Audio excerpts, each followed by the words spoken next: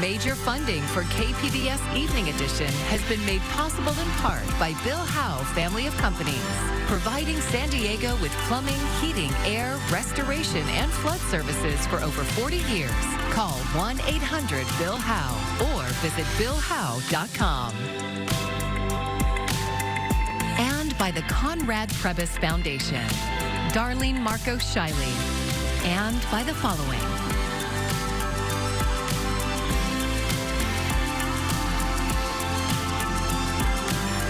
And by viewers like you. Thank you.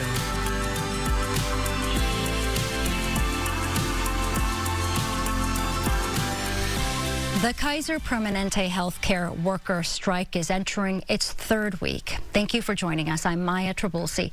KPBS health reporter Heidi DeMarco says today hundreds of pharmacy and laboratory workers joined them on the picket lines. About 500 pharmacy technicians, clinical laboratory scientists, and other lab workers walked out this morning. They're joining nurses and healthcare professionals who are already on strike against Kaiser Permanente. They are asking for higher staff levels and better pay. It was difficult to walk out today and to say, you know, I'm not gonna do my job today because we want to be able to provide the good care to our patients. Erin Ellengard is a clinical lab scientist at Kaiser. She says understaffing in laboratories creates risks for patients. And whether it's diagnosing a heart attack or a blood clot or anything like that, they need to be able to have access to those laboratory results. And if we don't have enough people and enough people working in the laboratory to do that, it's hard on those of us that are there. In a statement, Kaiser says they are disappointed that the union chose to strike knowing the effect it could have on patient care. Union leaders say national contract negotiations have been stalled since December. We want the Kaiser executives to come to the table and bargain with us in good faith because they haven't been, and we're ready to do that. We need them to show up too. Kaiser says it has contingency plans in place to maintain patient care during the strike, but some pharmacies will be closed and lab services may be delayed. Union leaders say the strike is planned to last 3 days, but they reserve the right to extend it if necessary. Heidi DeMarco, KPBS News. We're still relatively warm tonight with a low around 58 in San Diego, 52 into El Cajon, 55 Chula Vista. But overall, during the day, on Tuesday and Wednesday, you're going to really feel a big change. We are turning cooler. We're going to turn increasingly wet on Wednesday. Tuesday and Wednesday, we'll have much more active weather across California. Now, most of the action Tuesday will be to our north, but by Wednesday, showers return, even a little bit of very high elevation snow nearby. Details ahead. The top official at San Diego County's Department of Animal Services has stepped down. KPBS reporter Elaine Alfaro has the details. Vaughn Maurice was director of the county's Animal Services Department for about a year and a half. The county confirmed his departure as of last week, but would not provide details on the circumstances. This is the second high-ranking official in the last 2 weeks to exit the department. Maurice's departure comes just after the county cut ties with Rachel Borelli, the department's second in command. KPBS uncovered a voice message from Borelli in which she made crude and disparaging statements about dogs and the county's care. Previously, KPBS reported on skyrocketing dog euthanasia rates in county shelters and the department's poor record-keeping practices. A county spokesperson declined an interview request, but sent a statement. Quote, "Vaughn Maurice has left the county of San Diego. We appreciate his service and we are grateful for the dedication of the Animal Services employees who provide compassionate care to shelter animals, promote adoptions and responsible pet ownership, and provide public safety." End quote. Elaine Alfaro, KPBS News. San Diego is expanding free parking for city residents in Balboa Park, but the debate over parking fees continues. KPBS Metro reporter Andrew Bowen says some advocates are pushing for better ways to access Balboa Park without a car. Getting to Balboa Park car-free may not be the norm, but it's far from impossible. 2 bus routes go directly to the park. Several others stop within a block or two. And the park is served by multiple protected bike lanes that have opened up in recent years. I mean, what we want to see is we want to see people that go to Balboa Park not necessarily taking the car. Leif Gensert is vice president of the transit advocacy group Ride SD. The group and its allies released a statement last week. They're calling on Mayor Todd Gloria to do more to help visitors avoid the parking fees altogether, like promoting and improving car-free access to Balboa Park. Gensert says the city can do that while spending little to no money. Also, even if the city is not able to make any money available to improve public transport, we want to see the city making a stance, messaging that. We don't even see anything like the mayor taking the bus as kind of a marketing campaign. So there's lots of things that the city could do without additional budget to promote public transport. San Diego is preparing to update the Balboa Park master plan. The goal is to improve the park's aging infrastructure and make it more accessible to more people. Peter Comiskey is executive director of the Balboa Park Cultural Partnership. The group represents the park's museums and cultural institutions. He says in the short term, driving is still the best option. Let's work out ways that we can improve access to the park. Right now, though, that's vehicles. And we have to make sure that those vehicles and those cars can still get here. It's important that people be able to get here through other modes. We encourage that, including rideshare, and we look forward to those changes. Starting next month, verified city residents will be able to park for free in 7 of Balboa Park's 12 parking lots. And parking will be free for everyone after 6 p.m. Mayor Gloria made those changes under pressure from the city council and the public. But Gloria warns the changes are not free. The loss of revenue will make it even harder to close the city's budget deficit. Andrew Bowen, KPBS News. Sandag's 2025 regional plan proposes spending more than $125 billion over the next 25 years, improving regional transportation systems. Previous plans included lofty goals like new trolley segments. Sandag officials now say the new plan focuses on more immediate investments that will improve existing service for transit riders. Public Matters reporter Jake Gata has more.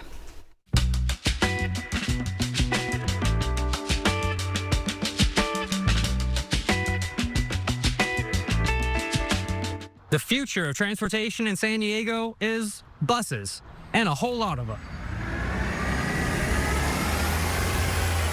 Sandag approved a $125 billion regional plan in December. That's less money than the 2021 plan, and it pushes back the timeline on some big ideas, like the Purple Line or the airport trolley connection. Transit advocates like Leif Gensert from Ride SD are less excited about the scaled-back plan.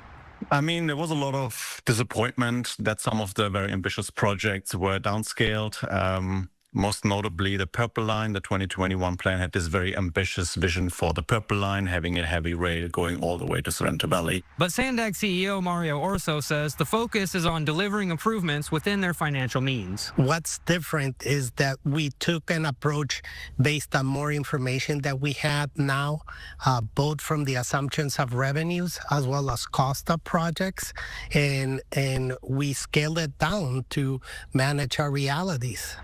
And board chair Lisa Hebner supports this more practical approach. I mean, it's wonderful to have big visions and put out great ideas for the future, but if they can't be done, what's the point, right? So we have to be realistic now and live within our means, get more projects delivered and sooner. So what will we get for $125 billion? Well, a lot of rapid bus lines and what Sandag calls managed lanes on the highways. The plan proposes spending $41 billion through 2035. $19 billion of that will go to public transit.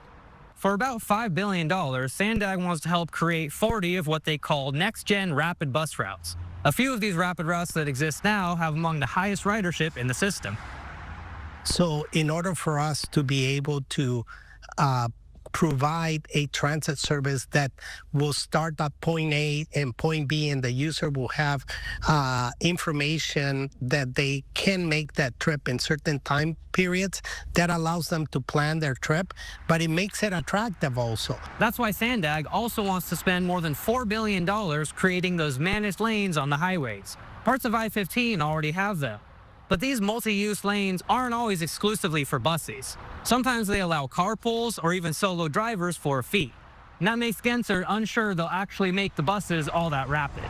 They can go to the advocates that either manage lanes there for buses only, like this is your dream, we implementing your dream. But then on the other side, they can go to the car driver and say, well, it's going to be HOV or maybe not even HOV lanes, so we're going to expand the highway so you have more space on the existing corridor. And the plan says those managed lanes can actually increase vehicle miles traveled in the region.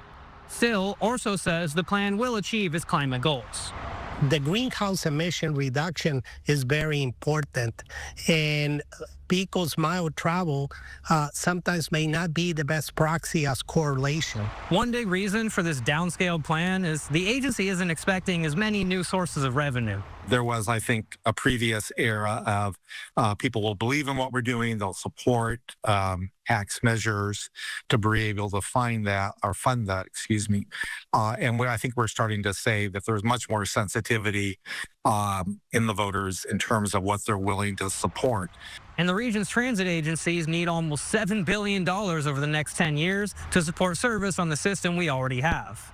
The state, could really probably up their game and give us a little bit more operations dollars. Transit and highway improvements make up about 75% of projected spending for the next 10 years. The rest will cover everything from bike infrastructure to repaving local roads. You can read the full story at kpbs.org and make sure to follow us for future updates. Jake Gata, KPBS News. And Public Matters is a partnership with KPBS, iNewsSource, and Voice of San Diego. And you can see more of our stories at kpbs.org/publicmatters. Haircuts are one of the many added expenses that come with having kids. In this week's installment of Price of San Diego, KPBS reporter Katie Anastas takes us to one family's backyard barbershop, where DIY haircuts are helping them save money. When COVID shuttered local businesses and public spaces, many of us learned how to do things ourselves. This is the upgrade we should have done, 4 years ago. Evan Shinegross started cutting his kids' hair. I really just kind of jumped into this blind and learned as I go, and it's been good enough, so I'm like, okay, let's keep rolling with it. They kept rolling with it even after hair salons reopened their doors. His sons, Riley and Caleb, are now 11 and 8. Their dad cuts their hair every 1 or 2 months. Shinegross estimates they're saving around $60 each time. This is one of the ways we can make sure we have budget for other stuff you want to do, like go to Disneyland. Along with extra spending money, the last 5 years of haircuts have given Shinegross time to hone his tools and technique. In the beginning, he draped a towel over their shoulders. Now he's upgraded to a barber cape. We're going to put the cape on. Boom, look at that. It looks profesh when I flip it out like a real barber. And like professional barbers, he has to keep up with the style preferences of his customers. In the first few years, Riley wanted a shorter cut. There was a phase where he was very into Top Gun, so he wanted sort of like the Top Gun style cut. How old was that? Like 5, 5, 6, 7. Yeah. But you're 11 now, it's like that was a long time ago. Riley likes his hair a little longer now. So does his younger brother, Caleb. Caleb, how long do you want to keep it right now? Do you want me to? Mark Hoppus style. I knew you were going to say that. Mark Hoppus of Blink-182. These boys, they're really into Blink-182, which is totally rad. Like, I love it. I'm from San Diego. I grew up listening to those guys. You know what? Their Cheshire Cat album changed my life. So Mark Hoppus hair is fine with me. Shinegross leaves enough long hair for Caleb to stick up at the front. His mom deems it good enough. Riley gives his dad good reviews. He says he's improved over the years. I think that he's definitely gotten faster. I guess maybe his technique to do it definitely has changed in his ability to do it. He knows what he's doing. Right. Yeah. I know what I'm doing. Well enough to keep this backyard barbershop open for business. Katie Anastas, KPBS News. Oh, that was a great cut. And this story is part of our news series called Price of San Diego. You can find stories about everything from the rising cost of childcare to dining out on a budget. Visit kpbs.org/Price of San Diego. Lawmakers returned to Washington today with just days to find a funding solution on the Department of Homeland Security or see the agency shut down. As Reed Binion reports, Democrats are demanding reforms to federal immigration enforcement. The ball is in the court right now of the Republicans. House Minority Leader Hakeem Jeffries ahead of a crucial deadline for funding the Department of Homeland Security, saying Democrats are standing firm by their demands. Dramatically reform the way in which ICE and other immigration enforcement agencies are conducting themselves. Jeffries saying if that doesn't happen, a DHS shutdown would be the fault of Republicans. They're making the explicit decision to shut down the Coast Guard, shut down FEMA, and shut down TSA. Lawmakers have just days to find a DHS funding solution or see the agency shut down. The deadline is Friday. Democrats' list of requirements for a bill to fund DHS and reform ICE include requiring immigration enforcement agents to wear body cameras and remove face masks, among other conditions. Certain Republican lawmakers have indicated openness to some of those demands. When I was mayor of Miami-Dade County, we put body cameras on all Miami-Dade County police. Putting what agency you're from, I have no problem with that. But other demands are seeing more pushback from Republicans. A lot of times those face masks are there to protect the ICE agent themselves. I'm Reed Binion reporting. A family in California forced from their home during last year's Eden fire is now living in an RV. This month, police in Los Angeles ticketed the vehicle outside their burnt-out home. Zach Boedo spoke with the homeowner about the incident. And this is harassment, man. I'm trying to get my life together. You think I want to be on the street? Parking enforcement officers from LA County caught on camera putting measuring tape to an RV in Altadena before cutting the family living inside 2 tickets in 2 days. And these are within a couple days. 2 days. This was Tuesday of this week, and then this was Thursday of this week. During the Eaton fire, Joe Collins and his neighbors were able to save a few homes on El Sereno Avenue, but like many other families across Altadena, the Collins home, which they've lived in since the 60s, was badly damaged and is now unlivable. The house to the south of us was completely engulfed, and the vents to our attic are on the south side. So all the soot rolled into the attic, and just all of our insulation, it just looks like black tar. So for now, Joe's parents are living in an RV on the street in front of their home, one of many RVs across Altadena. And for the last 13 months, they've had no issues until LA County parking enforcement showed up this week, cut them 2 tickets, and told them to move it. It's created a lot more stress outside of what we already have. Altadena Town Council and the Sheriff's Station did not put out a directive to get on the street and start gathering these up. They certainly wouldn't be looking for fire victims and try to make their lives harder. Now, what they're doing could inadvertently do that. The LA County Sheriff's Department says in a statement, Los Angeles County has provided options that allow impacted residents to park an RV on their own property. Parking RVs on public streets is not included in the recovery plan due to existing county and state parking regulations. In this situation, an RV has remained parked on a public street for several months and has received citations. But for the Collins family, who is still facing mounting legal and financial hurdles to get back in their home, the fines, tickets, and the process of getting the RV in compliance are pushing them to a breaking point that they hope others won't have to soon also face. It's uncharted waters for everybody, but we're in survivor mode. Zach Boedo with that report. The Altadena Town Council also is working with nonprofit organizations to see if they can financially help the family relocate the RV so it is off the street. Measles is making a comeback in the U.S., including a potential exposure at the happiest place on earth. State health officials have confirmed a second case of measles in a person who visited Disneyland and Disney's California Adventure on January 22nd. The report comes a week after an international traveler tested positive after visiting Disneyland. As of February 5th, the CDC says there have been 733 confirmed cases of measles across the country. The clock is ticking to file your taxes. The Trump administration made a lot of changes under the big, beautiful bill that could mean a lower tax bill and a higher refund for filers. Jen Sullivan explains the biggest changes you'll see this year.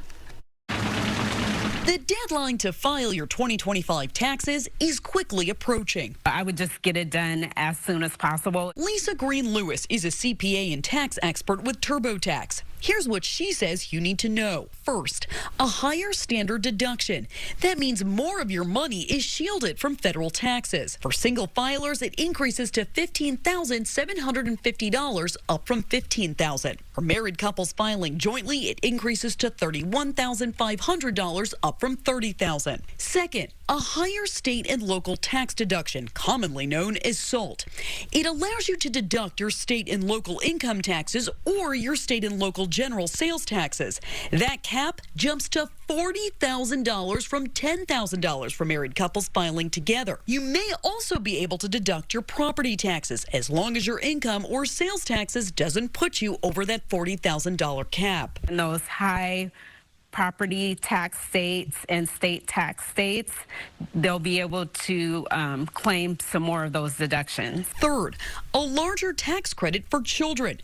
Parents can receive $2,200 per child. They must be under 17 at the end of the tax year, among other requirements. If you work in an industry where you get tips or overtime, there are some changes you need to know about.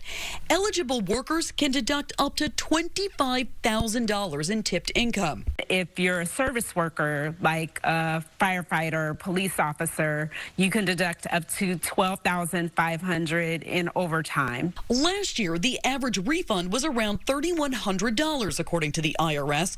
With these new changes, some can expect an even higher refund. We are expecting filers to see up to $1,000 increase in their refund or lower balance due. The deadline to file your taxes is April 15th. For Consumer Watch, I'm Jen Sullivan.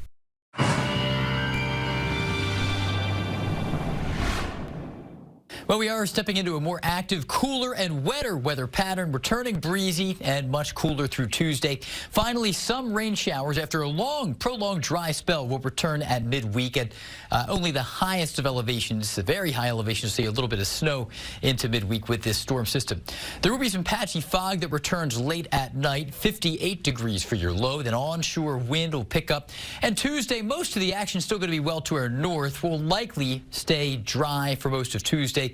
Maybe a few showers will break out up in northern Orange County, and we'll have a lot of cloud cover out there. Fog in the morning, low clouds lingering through much of the day.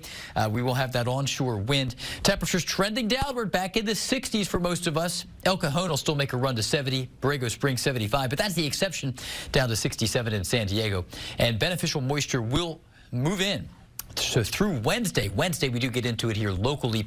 It'll be breezy. Snow will be falling even in the highest elevations. Parts of Orange County and parts of the area to the northeast will begin to see some rain showers. And up into areas around the highest of elevations into San Bernardino County, we'll begin to see a little bit of snow as well.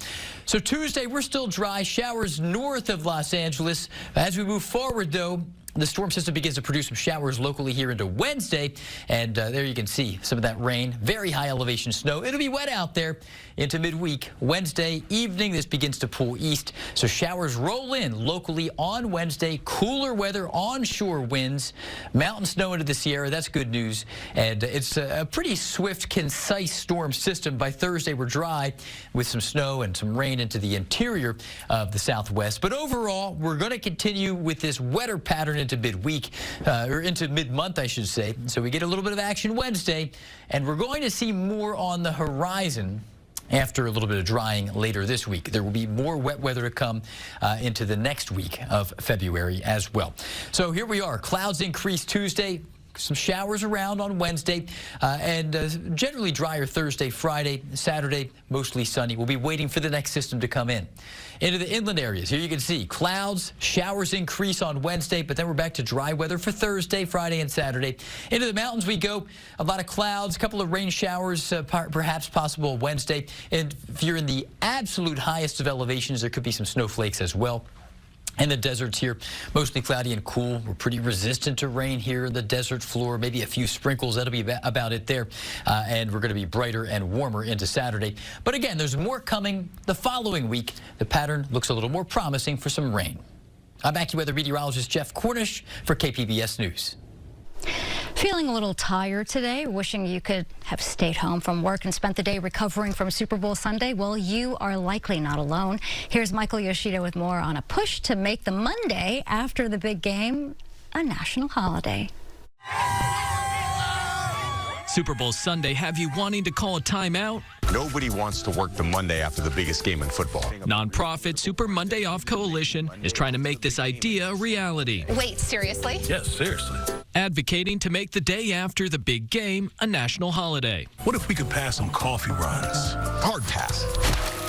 This effort is supported by goods and food delivery company GoPuff, donating to the cause and urging customers to sign a petition and contact elected officials. We saw that our customers, the biggest two categories on the day after the Super Bowl are electrolyte drinks and water. We know they're looking for a sense of recovery. We know they're looking for a day off in some capacity. A feeling apparently shared by many. A survey from UKG, a leading HR, payroll, and workforce management company, found that this year, an estimated 26.2 million American workers plan to miss work the Monday after the Super Bowl. That leads to $5.2 billion in lost productivity. UKG's Julie Devlin says whether it becomes a holiday or not, the message is clear. The Super Bowl is really just the headline. The real story is, how do workplaces handle predictable disruptions all year long? Devlin says companies should prepare with employees for big sports and pop culture events, especially routine ones like the Super Bowl. Also, making it easy to request time off or swap shifts can help lead to less disruption. What we're trying to prevent here is that ghosting piece. We don't want employees just not showing up. I'm Michael Yoshida reporting.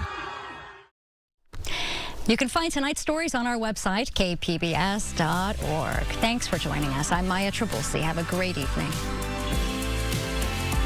Major funding for KPBS Evening Edition has been made possible in part by Bill Howe Family of Companies, providing San Diego with plumbing, heating, air, restoration, and flood services for over 40 years. Call 1-800-BILL-HOWE or visit billhowe.com. And by the Conrad Prebys Foundation, Darlene Marcos Shiley, and by the following.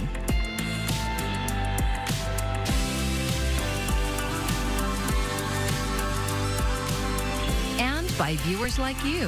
Thank you.